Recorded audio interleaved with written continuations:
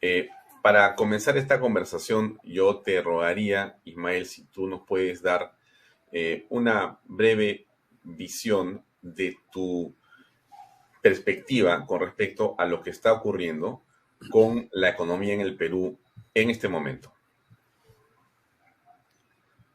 Bueno, la economía, como muchos analistas también lo dicen, están dando en dos niveles. Tenemos el fruto de todas las inversiones que se han hecho hace varios años, especialmente en la minería y en la agricultura, que tienen periodos pues, de larga maduración, 2, 3 años en la agricultura, 4, y en la minería pues son 5 o 10 años.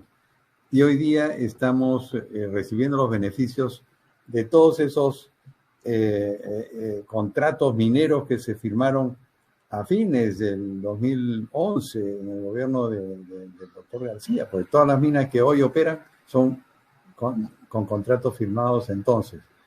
Y adicionalmente tenemos la agroexportación que ha ido creciendo aceleradamente en los últimos años y ahora vamos a estar exportando cerca de 9.000 millones de dólares, cuando hace 20 años exportábamos 200 y tenemos productos prestigiados en el mercado mundial. Entonces, tenemos ese nivel de la economía que está creciendo, desarrollándose y contribuyendo con el empleo y las divisas al país. Pero hay el otro nivel de la economía, que es la pequeña empresa, el pequeño negocio, la bodega, el restaurante, la ferretería, que están muy afectados por el COVID, muy afectados por la política insensata que aplicó el gobierno a principios del 2020, de cerrar toda la economía, y aún siguen afectados, ya que muchos de estos negocios o fueron paralizados parcialmente o cerraron definitivamente. Y también tenemos lo que es el futuro, que el futuro está paralizado, ¿no? Las inversiones. Y aquí mucha gente piensa, bueno, no, que son inversiones extranjeras que van a venir. No. En el Perú, el 80% de la inversión es de peruanos. Y probablemente en los últimos años ha sido aún más. ¿Por qué? Porque estamos hablando de la pequeña inversión de la persona que quiere poner su pequeño negocio, su ferretería, su taller o su panadería, y también la mediana empresa, una empresa de textil, una empresa de confecciones, una empresa que da servicios a la agricultura o a la minería, en transporte, en fin, y también de grandes empresas de los grupos económicos más grandes. Todo eso está paralizado por la incertidumbre y los mensajes confusos que da el gobierno. Y justamente es esa inversión la que va a generar empleo, va a reducir la pobreza y va a generar el crecimiento de la clase media, que es tan importante para nuestro país. Ahora, ¿cómo aprecias el manejo del Ministerio de Economía y de las iniciativas que ha tenido? Algunas de las cuales, por ejemplo, son la reforma tributaria, de la cual el ministro Pero Franque y otras personas más del equipo de Pero Franque, político me refiero, digamos, promueven, incentivan y están decididos a llevar a cabo. ¿Cómo lo aprecias tú? Yo creo que es totalmente inoportuna en una economía que está rezada, que requiere inversión. Lo último que debes hacer es una reforma tributaria. ¿A qué? Este año, el 2021, al mes de octubre, el Estado ya había recaudado todo lo que iba a recaudar durante el año 2022. Es decir, tiene una cantidad enorme de recursos, muchos de los cuales no están siquiera gastando, especialmente en lo que es inversión pública. Y ¿para qué más impuestos? ¿Para qué? Eso no me pregunto. ¿Para recesar más la economía? ¿O para financiar más burocracia? ¿O para financiar supuestos programas sociales que no llegan donde deberían llegar? Entonces hay un error de concepto muy grande. Y eso es parte de las razones por qué se paraliza la inversión. Obviamente, la gran razón es la amenaza de la constituyente. Y la segunda razón es, oye, me van a cambiar las reglas de juego, me van a subir los impuestos, mejor veo otra cosa. La inversión es un proceso complejo y requiere confianza, porque la gente cuando invierte busca expectativas futuras de ingresos o de ganancias. Y no es que mucha gente tiene todo el dinero para invertir. Hay gente, muchos pequeños y medianos inversionistas hipotecan hasta su casa para conseguir un préstamo para financiar sus negocios. Entonces, y una empresa que necesita crecer, que necesita ampliar su planta, tiene que decidir entre eso o de repente con esa plata pues pago deudas y estoy más líquido, tranquilo, pero no estoy generando empleo. Entonces, el gran problema de la política económica es esa, que pretenden subir impuestos a un país que ya paga impuestos muy altos, especialmente todos los contribuyentes formales, y generar pues una inestabilidad, una desconfianza que en este momento del Perú es lo último que necesita. Hoy he leído otra vez el presidente diciendo, ya vengan a invertir, inviertan en el Perú, inviertan los peruanos. Para mí eso es música para mis oídos, pero, oiga, yo le preguntaría, ¿qué garantía me da usted para que yo invierta? ¿No? Y esas garantías tendrían que ser, bueno, voy a mantener la estabilidad de las normas legales, no voy a subirle los impuestos, voy a mantener las normativas vigentes en temas laborales, tributarios, administrativos, etcétera. Entonces, yo creo que están generando más desconfianza y a pesar de que el presidente dice vengan e inviertan, nadie le hace caso, ¿no? Ahora, Javier Melgarejo, que nos acompaña desde el YouTube, escribe: los pretendidos incrementos de impuestos son para financiar el gasto irresponsable, el populismo del gobierno. Bien, ahora, ¿esa reforma tributaria necesita aprobación del Congreso o no? ¿El gobierno puede irse, digamos, por su lado? Por supuesto. Él necesita aprobación del Congreso. Por eso es que el Congreso le negó las facultades al Ejecutivo para subir impuestos. Yo creo que fue una decisión sabia del Congreso de no dar esas facultades porque lo único que habrían generado es una estampida de capitales y hoy día no estaríamos hablando de un dólar que baja, sino un dólar que sube. Entonces, creo que el Congreso hizo bien y ahora el Ejecutivo va a tener que ir con planteamientos concretos por cada tributo que piensa subir al Congreso de la República. Y yo dudo que tengan la justificación, porque como repito, este año el gobierno tiene un superávit fiscal primario, es decir, antes de pagar los intereses de la deuda. Encima nos ha endeudado con 5.000 millones de dólares. Y ha anunciado que va a endeudarnos con 30.000 millones de soles adicionales. Entonces, aquí hay varias cosas en juego. Primero, el gobierno tiene mucho dinero y muy mal administrado, pero por otro lado, están pretendiendo endeudarnos más. Y yo creo que esa es una grave irresponsabilidad que no debe darse, porque repito, la cantidad de recursos que tiene el Estado, no solamente presupuestos que no se ejecutan, sino los saldos que tienen los gobiernos regionales, los organismos reguladores, todos los fondos que están en el Banco de la Nación, todos los fondos que están en el Banco Central, tiene una situación fiscal muy holgada y por eso es que mantiene el grado de inversión a pesar de toda la incertidumbre. Entonces, subir impuestos yo creo que es una muy mala idea.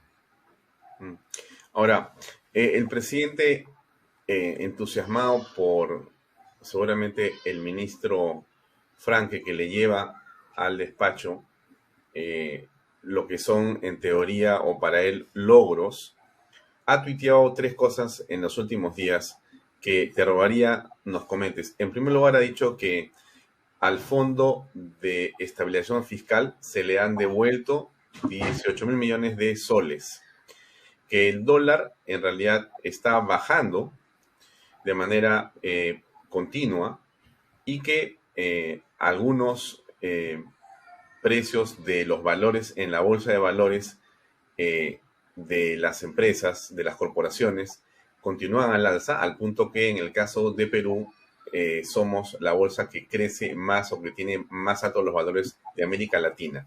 Esos tres temas están en la página y el Twitter del presidente. Él tuitea y todos alrededor aplauden como diciendo, ya ven, qué gobierno comunista. Todo está en azul. ¿Qué piensas? A mí me encanta que el presidente justamente tuitee por los símbolos más capitalistas de una economía liberal. La bolsa de valores. La bolsa de valores, pues, es todo lo contrario a lo que los comunistas creen y predican. Y ahí está el presidente aplaudiéndolo. El tipo de cambio igualmente, ¿no? Y el crecimiento supuesto es nada más que un rebote hasta ahora. Yo creo que hay que entrar al fondo de las cosas, el porqué de las cosas, ¿no? En primer lugar, la bolsa peruana fue muy castigada en el año 2021 justamente por la elección de Pedro Castillo. Él fue el causante de que la bolsa bajó y ahora, como no ha pasado la ley de facultades legislativas, como está por salir la ley de reglamentación de lo que es cambios constitucionales y referéndum. Por otro lado, pues ha habido un enorme ingreso de dólares al país. Tenemos un superávit comercial a noviembre de 14 mil millones de dólares. Nunca vistos. Entonces, eso contribuye también a bajar el tipo de cambio. Y finalmente, ¿cuál es la razón de superávit? Porque las exportaciones han crecido tremendamente. En primer lugar, por la minería, ¿no? Y las importaciones se han retraído.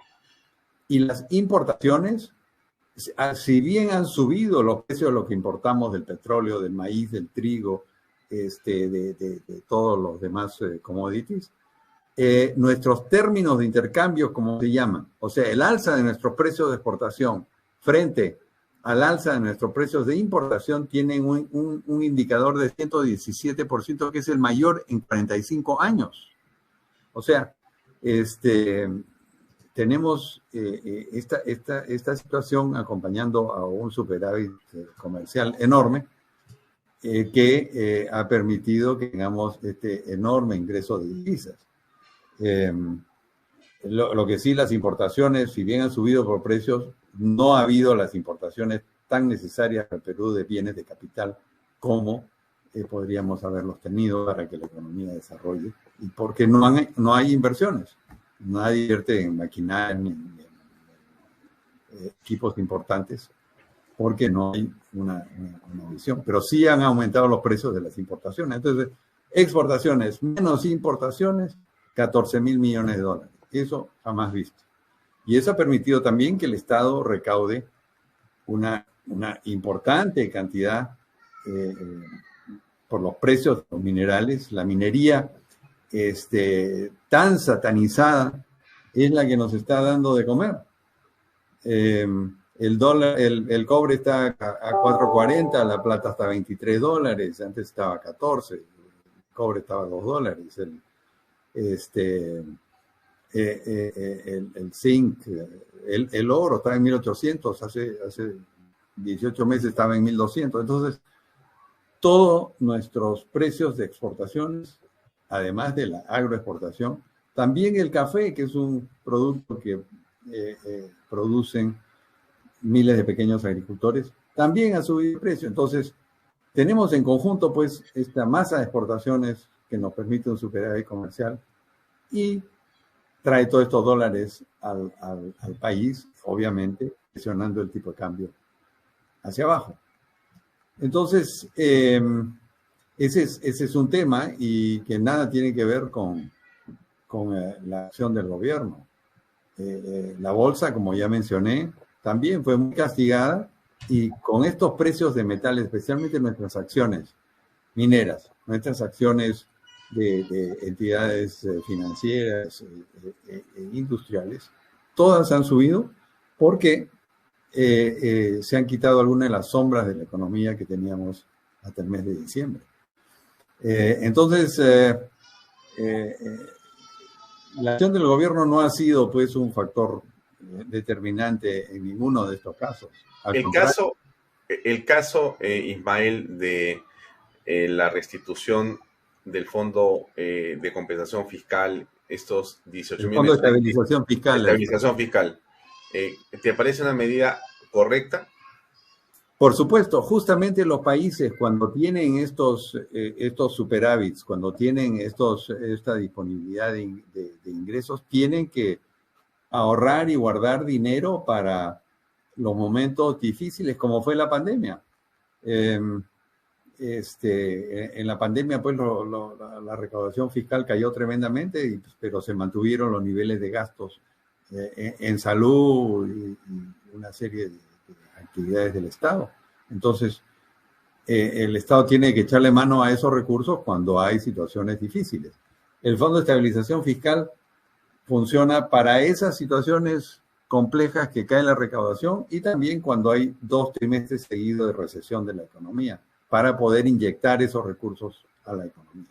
Está bien, yo creo que es una medida sensata y si hay más recursos debemos ahorrarlos más, porque el mundo ahora ha demostrado que no está libre de pandemias, ni de situaciones difíciles, ni de violencias, ni de cosas imprevistas, y para eso es que son los ahorros del Estado.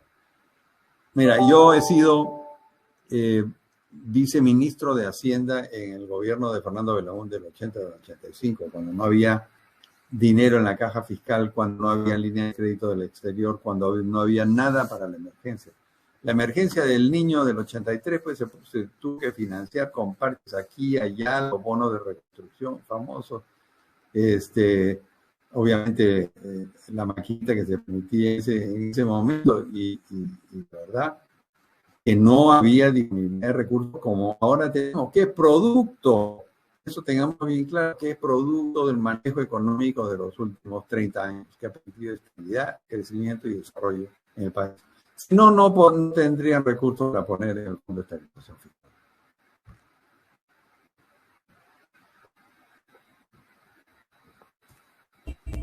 Micrófono, por favor.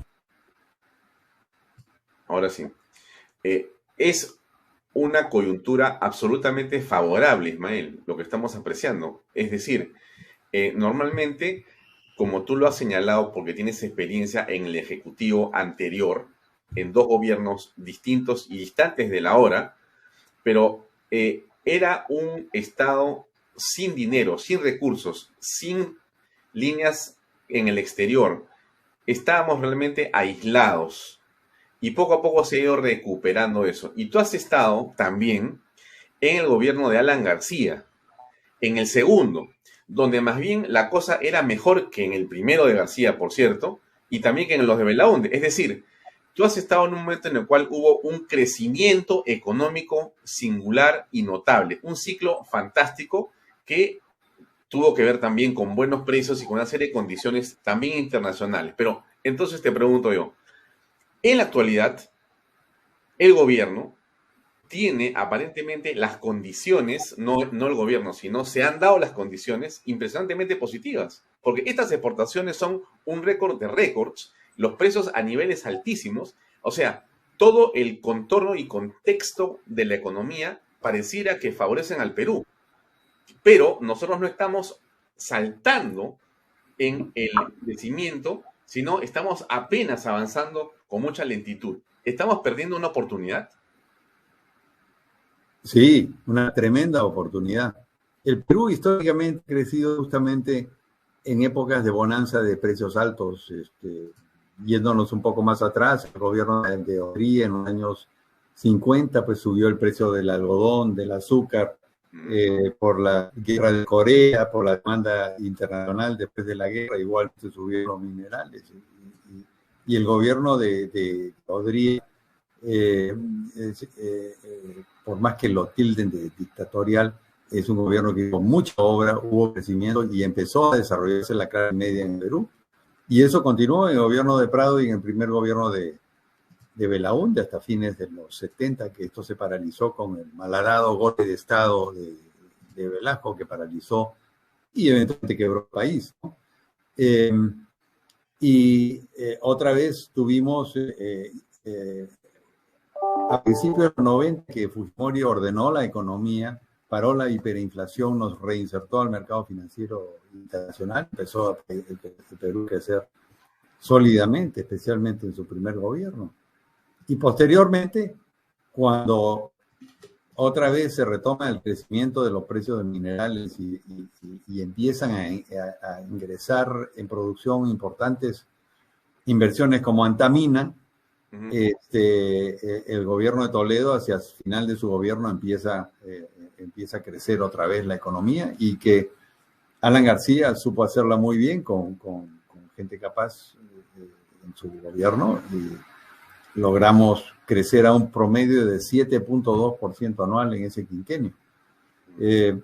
La izquierda siempre dice que era culpa, que era por los precios altos de los minerales. Bueno, ahora los minerales están por lo menos 30 o 40% más que entonces y creo que se les acabaron los argumentos, ¿no?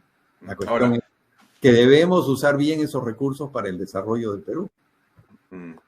Estuvo el otro día con nosotros conversando Carlos Gálvez y él contaba, es un hombre vinculado a la minería, como todos conocen, y nos comentaba justamente de lo que va a ocurrir este año con la minería, más allá de las inversiones que no parecen, digamos, lo importante, sino se van a batir récords de exportaciones y a los precios que se tienen, más la nueva entrada de varias operaciones mineras que vienen de atrás y que ya era momento de que empezaran a trabajar, va a haber un récord de recaudación otra vez. Así nuevamente, es. Mucho más dinero de lo que podría haber imaginado cualquiera. Es el sueño de un gobernante o de un ejecutivo. Te dicen, oye, te sobra la plata. ¿En realidad es eso, Ismael, o es una exageración eso que te sobra la plata? Yo diría, le sobra la plata. Y no solamente recaudación de las empresas mineras. El impuesto a la renta en el año 2021 ha crecido más o menos 45%. Pero también el IGB creció en un 40%. ¿Y por qué? Porque todos los precios que importa, de los productos que importa el Perú, de petróleo, trigo, maíz, soya y otros productos, el acero, todos aumentaron de precio. Y mientras mayor precio, mayor recaudación de IGB del Estado. Entonces, el Estado está bollante en dinero y mientras se mantengan estos altos precios de los commodities, yo creo que una reforma tributaria es un absurdo. Más bien hay que pensar en racionalizar impuestos, bajar gastos administrativos de las empresas que están asfixiadas por los costos, especialmente la mediana y pequeña empresa, por los costos de hacer negocios en el Perú. Entonces, yo creo que el Estado tendría que hacer algunas reformas muy simples para hacer la vida más fácil a las empresas, para que crezcan, generen empleo y se desarrolle más el país. Pero creo que esto está fuera del libreto, ¿no? Bueno, a ver, has hablado algo interesante en el sentido siguiente. Tú has recordado que la izquierda siempre critica el modelo económico y siempre dice que ese modelo no ha permitido la justicia social y un montón de tonterías, para decirlo con claridad. William Vegaso Muro, que ve el programa, nos escribe desde YouTube: se crece en la economía gracias al modelo consagrado en el capítulo económico de la Constitución del 93. A ver, tú conoces perfectamente la Constitución, has sido ministro de Economía con esa Carta Magna. ¿Qué opinas al respecto? Mira, a estas alturas de la vida yo he vivido bajo la antigua Carta Magna y bajo la actual Carta Magna. Y evidentemente la diferencia es abismal del día a la noche. La Constitución del 79 pues consagró los, entre comillas, logros del gobierno militar que fueron desastrosos, como la reforma agraria, la comunidad industrial y todas las cosas que conocemos. Y el país no creció, decreció. Y se generó la hiperinflación, el empobrecimiento y todo lo que conocemos. La Constitución del 93 cambió eso. A partir del 93, por ejemplo, se permitió que las empresas puedan trabajar en el agro. Antes tenía que ser o una cooperativa o una persona a título individual, de acuerdo a la Constitución del 79. Entonces, fíjate lo que ha ocurrido con el desarrollo de la agricultura, ¿no? Eso es del día a la noche. Igualmente la minería, pues la minería estaba gran parte en manos del Estado, que tenía enormes depósitos como las Bambas, ¿no? Como Antamina, que son las minas más grandes del Perú. Las tenía el Estado y no las desarrollaba. ¿Por qué? Porque se gastaba todo el dinero de Minero Perú en mantener una burocracia inútil. Entonces, las diferencias son abismales y no hay comparación, no hay comparación. Pero, obviamente, hay esta cantaleta de la izquierda que pretende hacernos creer que con una nueva constitución vamos a entrar al paraíso. Ahora, has mencionado en este momento esa paradoja, ¿no? De la mayor burocracia, ¿no? La poca capacidad para poder mirar el Estado en función de eficiencias y cómo las deficiencias nos han traído enormes problemas en el país en el pasado. Pero no se habla en el Estado hoy día de una reforma del Estado para reducirlo, hacerlo más eficiente. ¿Sería la oportunidad para hacerlo o no? O sea, ¿tú crees o tú piensas, Ismael, que podríamos pasar de 19 ministerios a menos? ¿Crees que eso tiene sentido el día de hoy? Yo creo que sí, hay ministerios en exceso, ministerios que solamente sirven para fuentes de burocracia y para gastos inútiles, y que tienen que ser refundidos y fusionados con otros ministerios, y otros ministerios pues tienen que cambiar sus objetivos y su manera de operar, ¿no? Por ejemplo, el Ministerio del Ambiente se ha vuelto una cueva de burócratas con un permanente impedimento de las actividades productivas, pero no son propositivos en aprovechar todo este movimiento ambiental mundial para que vayamos cambiando nuestros hábitos ambientales. Son incapaces de verificar si la refinería de La Pampilla tenía o no sistemas para evitar estos derrames de petróleo. Y por otro lado, el Servicio de Hidrografía de la Marina, etcétera, es incapaz de decirnos que va a venir no tsunami, pero un oleaje fuerte, mientras nuestros vecinos Chile y Ecuador sí lo hacen. Ellos tendrían que haber advertido al barco que estaba, o a la población o a las empresas, que no podrían hacer operaciones de carga y descarga de barcos, como ya lo han hecho ahora, pero tarde piache, ¿no?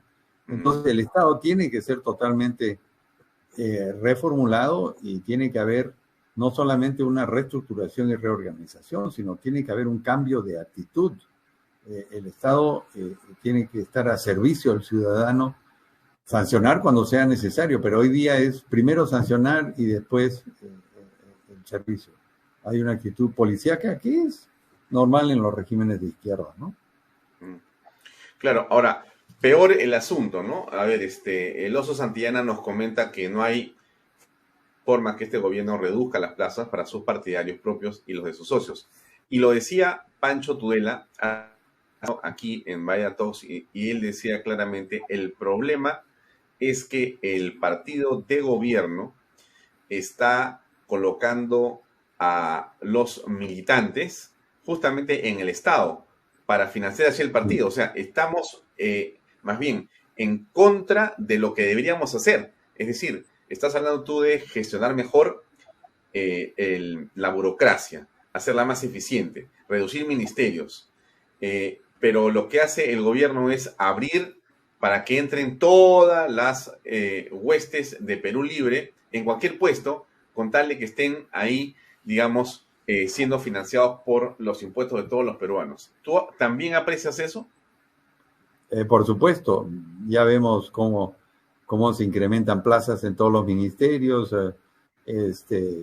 crean distintas direcciones y nombran pues a decenas de miles de personas que lo único que hacen es justamente entorpecer la burocracia, porque en algunos ministerios tenemos una burocracia formada, con técnicos, por ejemplo, el Ministerio de Energía y Minas, que primero lo han descabezado y ahora lo están llenando de gente. Entonces, eso para un país pues es muy malo, y así podría decir que en todo el sector público. Y obviamente la criollada peruana pues en esto también pues resalta, ¿no? Porque muchos buscan el carné partidario para entrar al gobierno y evidentemente la línea ideológica o política del partido de gobierno no les interesa. Solamente entrar al Estado porque saben que entrando al Estado ya no lo pueden votar. Entonces creo que aquí se está realmente deteriorando la estructura del Estado y la institucionalidad del país como se está actuando. Ahora, bien, el dólar es algo que de alguna manera parece un termómetro. La explicación que tú has esbozado al principio y que es una explicación que muchas personas tienen es que efectivamente existe en este momento un exceso de dólares y entonces el precio baja.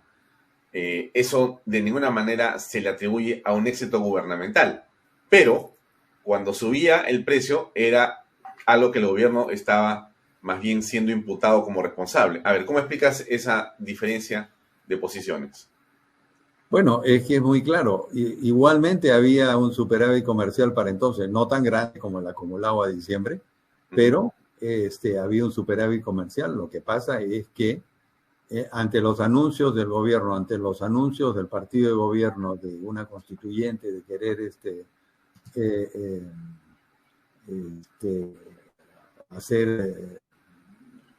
refundar la república y tirar por la borda todo lo que habíamos avanzado, eso evidentemente generó temor. Entonces, ¿quién generó el temor? Eso es lo que tenemos que preguntarnos. Fue el gobierno con sus anuncios. El anuncio de la estatización del gas de camisea, por ejemplo, todo el show que se hizo. Bueno, eso también generó un hipo en el dólar en ese momento. Entonces, la desconfianza, la inestabilidad ha sido generada por los mensajes del gobierno.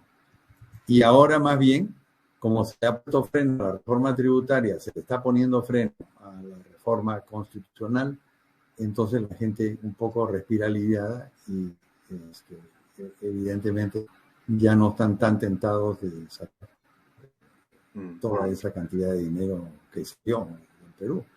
Entonces, una cosa, el alza definitivamente es culpa del gobierno, ¿no? Y la baja, si quieres ponerlo en términos políticos, es generada por el Congreso, porque ha dado las normas pertinentes para que no continúe la desconfianza en esos aspectos. Perfecto. ¿Cómo estás valorando lo que pasa con ciertos productos de la canasta popular? El pollo tiene una significación. A ver, hay gente que no entiende por qué el pollo es importante y parece un asunto menor. La subida del pollo es un elemento central en la manera como se analiza la economía, ¿o no es así? Bueno, sí, en la mesa popular el pollo es fundamental. En el Perú consumimos más de 50 millones de pollos al mes. Entonces, este, a diferencia de otros países como Argentina, como Brasil, que tienen carne de res, etcétera, nosotros no tenemos. Y entonces el pollo es una proteína fundamental. Eh, y ahí hay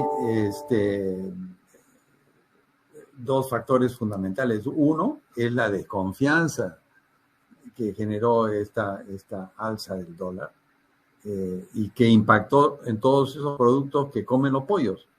El maíz, la soya, y los productos derivados de trigo, etcétera, que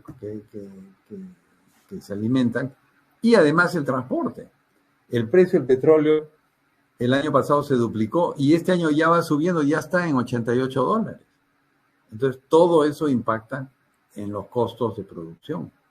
Entonces, el precio del pollo refleja eso, refleja un alza sustancial en los costos de producción. Y no solamente el precio del pollo, el precio del pan, ¿no? Antes te daban cinco panes por un sol, ahora te dan 4 pancitos por un sol. El aceite ha subido, todo ha subido. Y si vemos los precios de los productos de los commodities, el trigo ha subido 50%, la soya ha subido 50%, el maíz lo propio. Entonces, mantener el precio del pollo era imposible. Y si a eso le añadimos la desconfianza y el alza del dólar, impacta en todos estos productos, porque todos son importados en dólares y el pollo se vende en soles. Entonces, evidentemente, ahí hay un impacto muy significativo del tipo de cambio.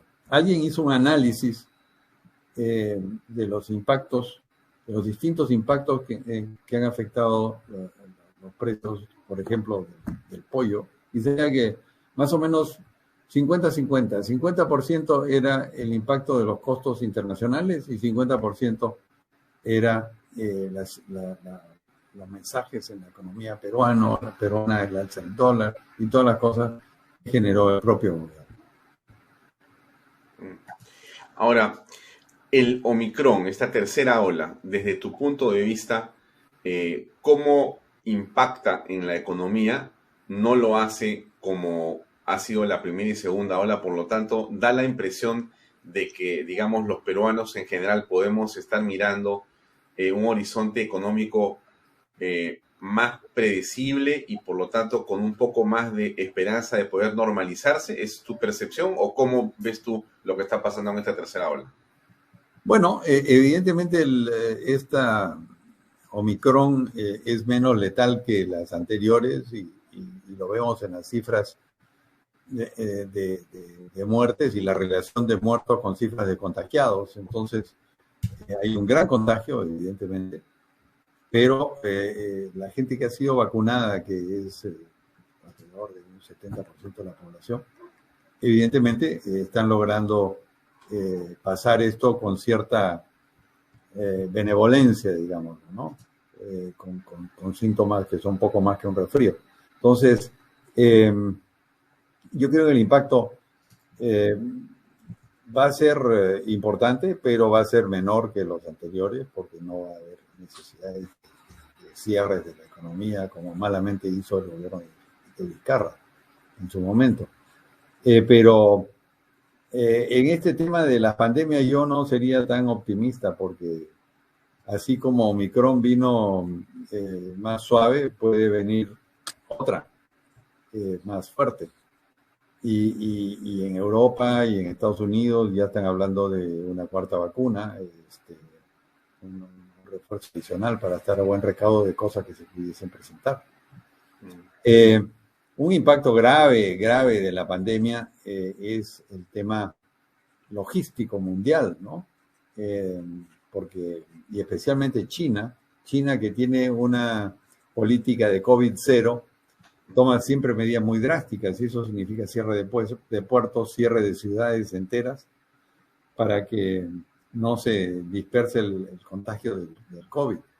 Y eso hace que los barcos no puedan descargar en los puertos, o no puedan sacar carga y se está armando un posible bolondrón muy grande en el tema del comercio mundial. Todavía Los Ángeles no ha podido, el puerto de Los Ángeles no ha podido bajar el número de barcos que está esperando para descargar. ¿Por qué?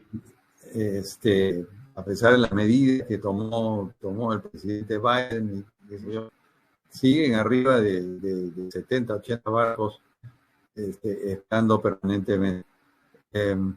Entonces, el impacto en el comercio mundial, y eso a su vez impacto en los precios, ha sido muy, muy importante.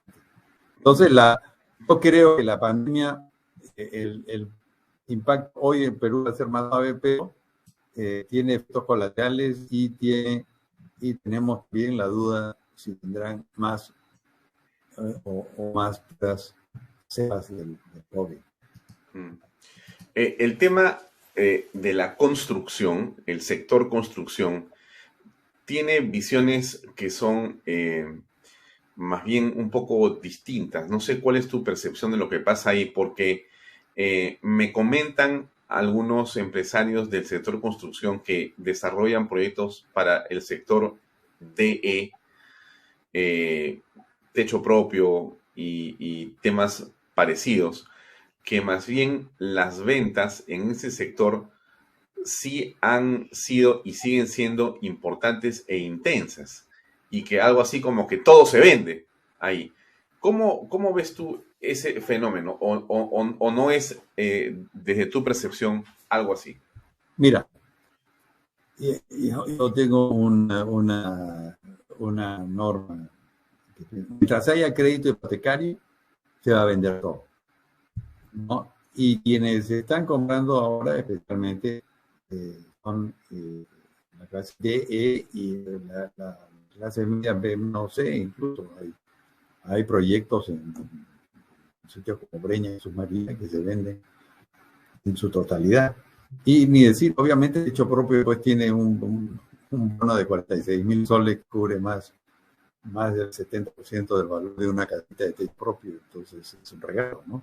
Claro. Entonces yo creo que ahí el gobierno se equivoca también en el sector vivienda. Yo creo que así como ha tenido recursos para reponer el Fondo de Estabilización Fiscal, debería darle más recursos al Fondo de Vivienda para permitir justamente esta construcción en todos estos segmentos de la población que hoy día la están demandando, pero que además la construcción tiene un efecto multiplicador muy grande en una serie de otras industrias, la industria cerámica, la grifería, los cables eléctricos, etcétera, etcétera. Entonces, eso tendría un efecto muy grande en la reactivación de la economía, pero no sé, parece que no la ven muy clara.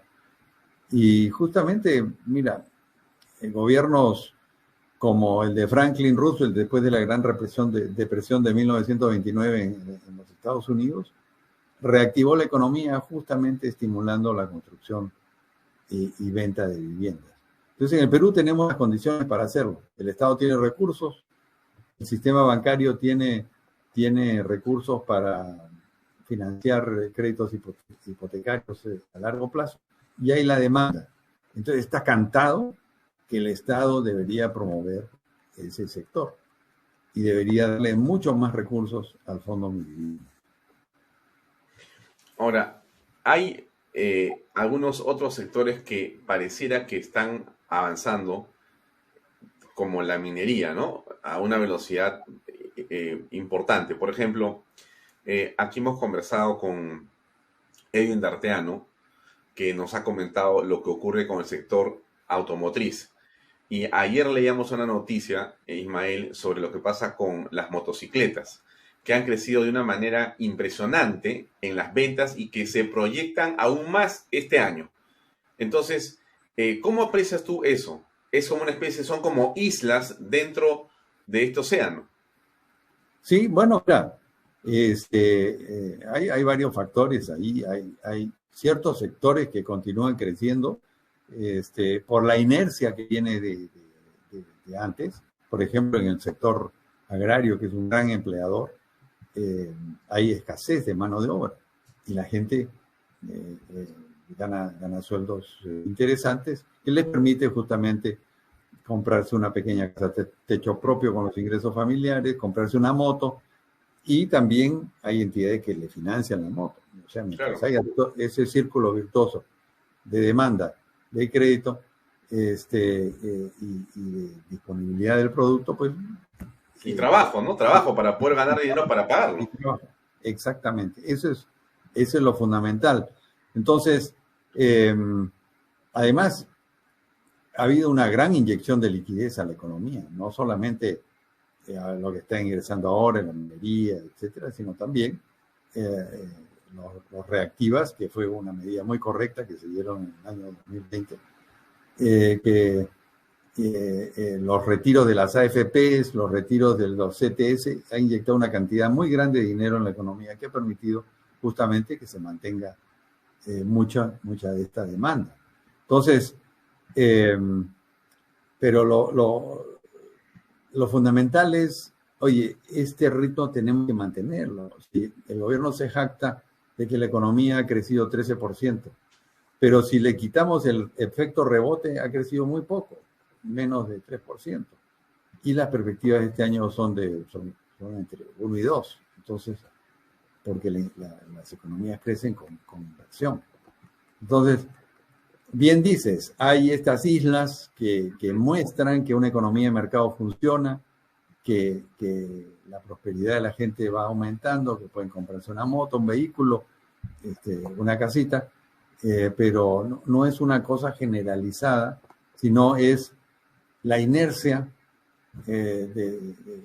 alguna gente lo llama piloto automático, pero en teoría económica pues hay inercias y retraso. Entonces, esta es una inercia positiva que viene de atrás y que el gobierno haría muy bien en mantenerla, ¿no? Ahora, tú estás en el campo de la agroindustria, entiendo, y entiendo también que ese es otro sector como una isla que ha venido desarrollando y creciendo por una demanda importante y sostenida. ¿Es así? Sí. Este año, pues, las exportaciones de uva, de palta, de arándano van a superar cada una $1.000 millones. Eso nunca visto en el Perú. Chile antes exportaba 60, 70 millones de cajas de uva, el Perú ya está en 50. Entonces, esos son es un sector que ha crecido y en diversos productos que es interesante y genera mucha mano de obra.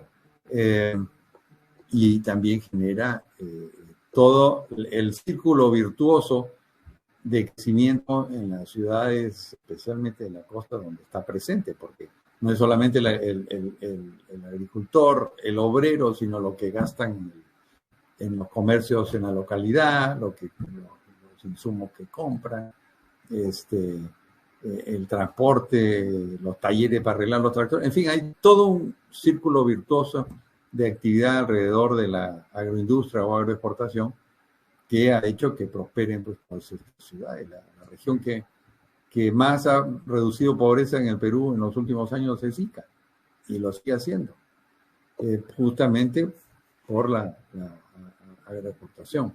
Entonces, tenemos que darle seguridad, porque hablan de la segunda reforma agraria, cuando estaba en campaña, no era lo que dicen ahora, decían, no, le vamos a quitar a los grandes para repartirlo entre ustedes. Ese era el mensaje que daba la gente del gobierno. Ahora han cambiado el mensaje. Pero evidentemente una inversión agrícola pues tiene procesos de maduración muy largos, 7, 8, 9 años. Entonces, pensar pues en que esto va a continuar creciendo sin inversiones no es realista. Hoy día está paralizado toda la agricultura en temas de inversiones. Lo que se está haciendo ahora es cosechar lo sembrado hace varios años. Ahora, ¿cómo explicas eh, o cuál es tu interpretación de los hechos cuando apreciamos un país que avanza inercialmente, no se hunde, sino logra crecer, no como debería, pero está avanzando, ¿no? Digamos, casi en neutro, como señalas tú, y de repente en línea recta sin estar trepando como debería, pero oye, está avanzando. ¿Cómo aprecias tú que eso ocurre, que existen estas islas, que en general la gente ha logrado por los ETS, por las AFPs o por lo que fuere, tener algo de dinero en mano, pero que la votación de hace 6 meses o de hace, digamos, 8 meses haya sido por un gobierno o por una candidatura que claramente no promueve y no dice que promueve este modelo que es tan exitoso? ¿Cómo explicas esa paradoja? Mira, yo creo que obviamente ha habido una labor de adoctrinamiento pues, por décadas en la población, especialmente la gente joven. Y eso evidentemente ha generado una predisposición, pero yo creo que lo más importante ha sido, uno, la frustración de la gente, porque desde el gobierno del señor Humala, la economía empezó a decaer, ¿no? En el gobierno de Alan García, no quiero echarme flores, pero dejé la economía creciendo 7.6%, con un superávit fiscal de 3% de PBI, y generando empleo. De ahí, entonces, el foco fue distinto, no te olvides, decía, primero distribuir que crecer. No, primero redistribuir y crecer. Yo creo que ese es un enfoque inadecuado. Muchas políticas del Estado empezaron a enfocar en esa dirección, a dejar de promover la inversión privada en concesiones, en minería. Entonces, minas que tú ves que están operando ahora se firmaron hasta el 2011. Después no ha habido ninguna de significación. Se paralizó la exploración petrolera, y se iniciaron pues todos estos proyectos elefantiásicos como la refinería de Talara, el gran edificio de gobernación, una serie de cosas. Posteriormente, entonces vino Kuczynski, que pensamos que iba a buscar entenderse con el Congreso, pero más bien buscó entenderse con la izquierda y se enredó en sus propios problemas.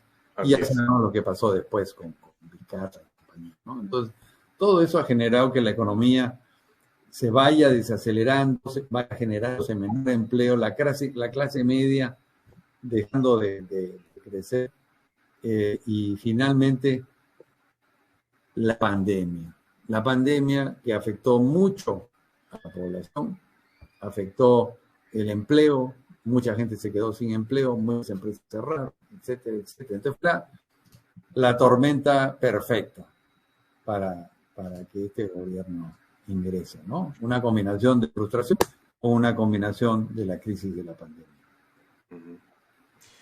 Bien, bueno, Ismael, te agradezco mucho por tu tiempo. Gracias por acompañarnos. Ha sido una detallada presentación de un punto de vista que yo creo que es muy importante porque tienes mucha experiencia en el mundo de la empresa y de la economía.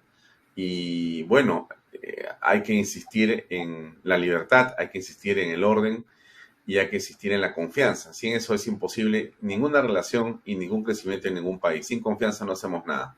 Gracias por acompañarnos.